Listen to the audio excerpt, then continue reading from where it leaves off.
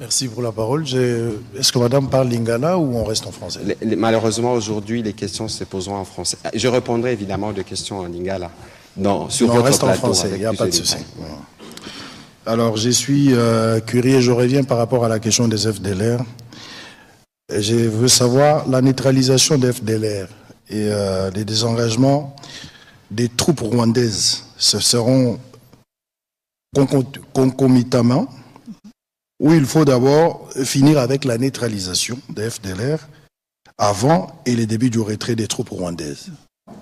Ça, c'est la première question. La deuxième, pourquoi avoir quitté le cadre multilatéral pour une démarche bilatérale dès lors que plusieurs pays interviennent dans la crise sécuritaire en République démocratique du Congo? Et puis pour terminer... Pourquoi avoir quitté les cadres multilatéraux?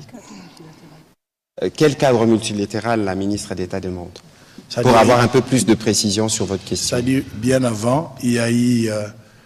EAC, SADC, exactement. Évidemment. Parce qu'avant ça, il y avait loin. Exactement. Alors pour terminer, j'aurais bien voulu qu'on lise dans l'accord le point 6. C'est de là que je ressors ma question.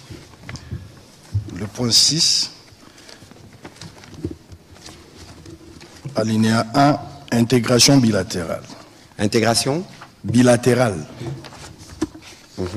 Dans le cadre, le parti lance et barre ou élargisse la coopération sur des priorités communes, telles que la gestion des parcs nationaux, le développement hydroélectrique, les dérisquages des chaînes d'approvisionnement en minerais, la gestion conjointe des ressources dans le lac Kivu et des chaînes de valeurs minières transparentes et formalisées de bout en bout, de la mine au métal transformé qui relie les deux pays en partenariat, le cas échéant avec le gouvernement et investisseurs des États-Unis.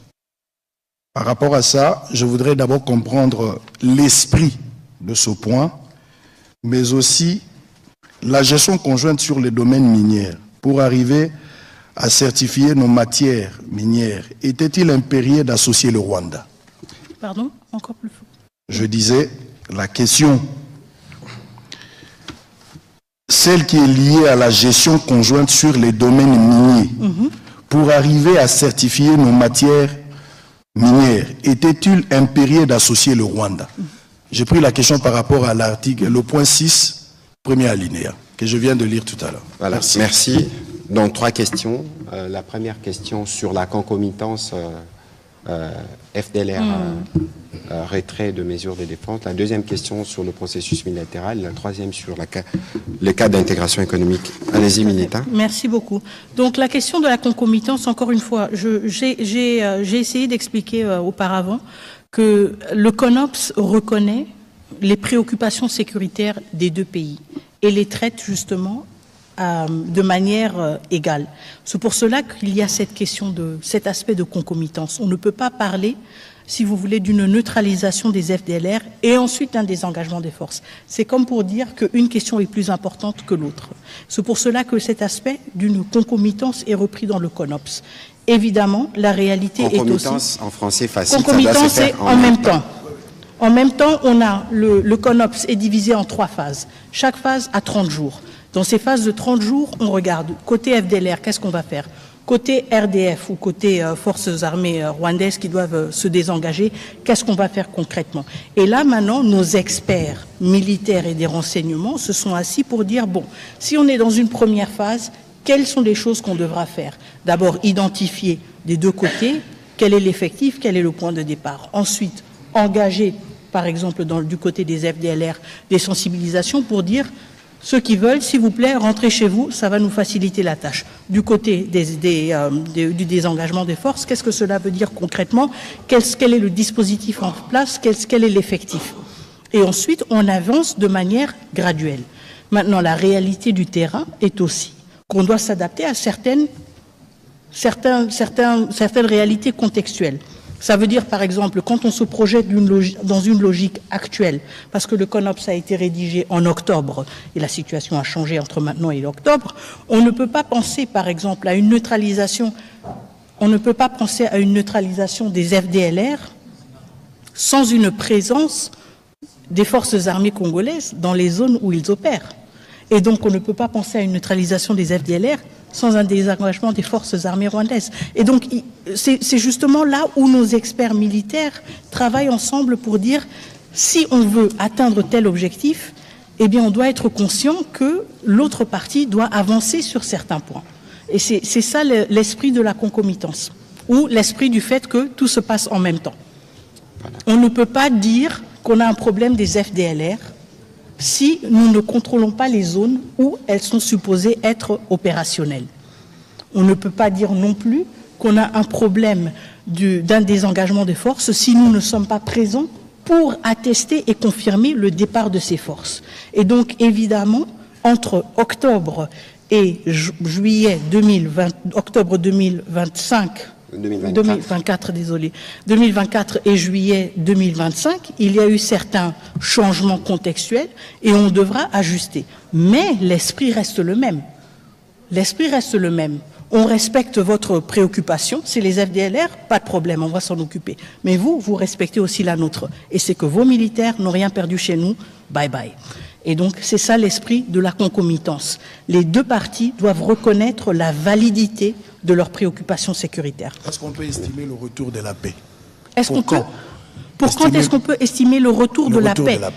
Bon, vous savez, si j'avais cette réponse, vraiment, je vous la donnerai évidemment, mais je la donnerai tout d'abord aux populations à l'Est, parce que ce sont elles qui sont les plus affectées. C'est une question à $1 million de dollars. Je n'ai pas la réponse à quand est-ce qu'on peut estimer le retour de la paix. Ce que moi je peux vous dire, c'est que du côté de la République démocratique du Congo, à travers la signature de cet accord, à travers tous les actes politiques que nous posons, à travers notre mobilisation, nous sommes déterminés à œuvrer pour un retour de la paix dans les plus brefs délais. Maintenant, la responsabilité, c'est une responsabilité partagée. Voilà, la question sur les multilatérales. Oui, la question sur le multilatéral. Donc, pourquoi est-ce qu'on n'a pas continué dans le cadre SADC-EAC? Bon, vous savez, à un certain moment, il y a eu des engagements à plusieurs niveaux. Vous vous en souviendrez. On a eu d'abord le processus de Luanda. On devait avoir un sommet. Et le président Kagame n'y a pas participé. On a eu ensuite plusieurs tentatives au niveau de la sous-région de trouver une solution. Il y a eu plusieurs accords qui ont été signés, plusieurs décisions, mais il n'y a pas eu de matérialisation.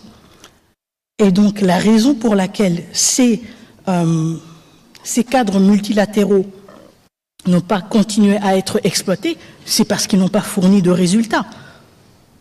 Et parce qu'on n'a pas le luxe de dire on va juste attendre jusqu'à ce qu'un bon jour on ait un résultat. Nous sommes le pays agressé, nous sommes le pays occupé, nos populations souffrent, nous n'avons pas le luxe du temps et de dire bon, on va maintenant gérer les égos des uns et des autres. Nous voulons des résultats et nous les voulons rapidement. Et nous les obtenons là où nous pouvons les obtenir. Et je pense que cet accord en est la preuve. La troisième question, alors c'était sur le point 6 justement. Et donc, sur s'il était nécessaire d'avoir le Rwanda associé dans la question de la certification. Qu'il soit associé. Oui, dans la certification. Donc, en fait, ce volet, c'est un accord quand même structurant de l'accord. C'est un aspect structurant de l'accord. Il propose transformer les questions sur lesquelles nous avons souvent eu des conflits en zone de coopération. Et donc l'idée, c'est justement d'aller d'un contexte dans lequel on s'accuse mutuellement vers un contexte justement où il y a plus de transparence et plus de visibilité. Quand il s'agit de la certification, il ne s'agit pas que du fait que le Rwanda va maintenant certifier nos minerais ou que nous allons certifier les minerais rwandais. On s'appuie sur les mécanismes qui existent, sur les mécanismes par exemple de la CIRGL pour dire justement si nous voulons que la question des ressources naturelles ne soit plus une question épineuse, si nous voulons aller au-delà des accusations mutuelles des uns et des autres, vous avez pris les nôtres, vous les vendez comme les vôtres, etc., nous devons renforcer cet aspect-là des mécanismes qui existent déjà au niveau de la région, à savoir les mécanismes aussi de certification. Et ça veut dire que, forcément, nous devons travailler ensemble avec le Rwanda, tout comme nous devons travailler avec d'autres pays de la région. Quand vous regardez la CIRGL, elle ne se limite pas au Rwanda et à la RDC, mais elle a justement le mécanisme qui est le plus utile, si vous voulez, et le plus probant pour cette question de certification et sur lequel je pense que nous allons devoir nous appuyer. Et donc pas exclusivement RDC-Rwanda, mais justement dans un caractère régional qui va bien au-delà. La question, c'est qu'ici, il s'agit d'un accord entre les deux pays. C'est pour cela qu'on parle explicitement des deux pays. Alors, je vais être plus concret sur cette question pour éviter justement toute ambiguïté. Le lac Kivu, nous avons le gaz dans le lac. Le lac qu'on les partage. Comment voulez-vous que sur la gestion du gaz qu'il y a dans le lac, un peu comme on a les pétroles dans les Graben albertines avec l'Ouganda, qu'il n'y ait pas des interactions? Première question, premier exemple. Deuxième exemple, le massif du Virunga, le parc de Virunga. C'est les mêmes massifs. Évidemment, il est plus grand, plus important en RDC et plus petit au Rwanda. On a des familles des gorilles qui vivent comme des humains. Lorsqu'il y a de coups de feu, ils se déplacent. Ils traversent dans les mêmes massifs pour se retrouver. Donc, vous voyez que c'est les questions qui ont été abordées ici, c'est des questions qui nous lient. Nous connaissons tous les motivations de la guerre. Vous avez vu qu'on a sanctionné la raffinerie des Gasabo au Rwanda par l'Union européenne parce qu'elle raffine de l'or qu'il n'y a pas chez eux. Et donc ici, il faut s'assurer que nous avons pris toutes les précautions qu'il faut. Souvenez-vous de ce que la Mineta a dit précédemment ici. Nous sortons de 30 ans des conflits. Nous avons de millions de morts. Et donc, même si nous devons nous engager dans le cadre d'un partenariat économique, cela ne peut jamais se faire sans tenir compte de tout ceci. Et donc, Israël Mutombo, soyez bien apaisés sur le sujet. Ce qui a été abordé ici, c'est des choses qui sont vécues au quotidien et pour lesquelles nous, comme République démocratique du Congo, dans le cadre d'une paix restaurée, on ne peut que voir comment mieux faire. On a parlé d'électricité aujourd'hui, même aujourd'hui, Sénélac. Je vous ai donné l'exemple du Sénélac, du courant qui est produit Ruzizi en RDC, mais qui est donné au Rwanda et au Burundi dans le cadre d'un projet d'intégration qui a été mené par la CEPGL. Donc ici, il faut bien lire ce qui a été dit et le garder dans le contexte précis parce que vous avez des exemples des réalités qui sont déjà vécues sur terrain. On va prendre la prochaine question aussi. Comment nous sommes arrivés à signer l'accord avec le Rwanda alors que la démarche était celle de rechercher la sécurisation? Je crois que ici, Israël, on ne va pas refaire l'émission. La Mineta a dit que c'est un accord de paix. On a signé un accord de paix. Dans cet accord, on a énoncé des principes, notamment le principe de l'intégration économique. Et dans les principes d'intégration économique, on a parlé d'une intégration régionale, on a parlé de ce qui est bilatéral en partant de l'existant.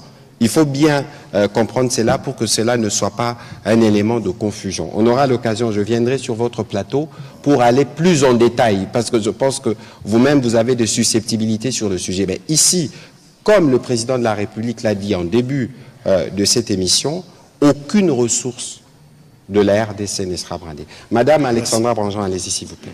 Et puis ce sera Eric Izami.